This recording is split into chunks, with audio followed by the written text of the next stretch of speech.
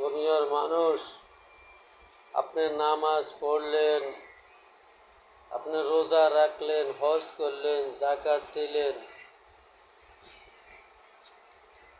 এরপরও আপনি মনে করলেন আপনি জান্নাতে চলে যাবেন, বড় কিছু না। আল্লাহ পাক বলছে, আও এতিম আও মিসকিন ফিসাদ, এতিম মিসকিনকে আপনি সাহায্য করতে হবে। এতিম মিসকিনকে যদি সাহায্য করেন তাহলে কি হবে? উলাইকা আসওয়াবুল লাইমানা, আপনার আমল নামা আসবে ডাইন হাতে।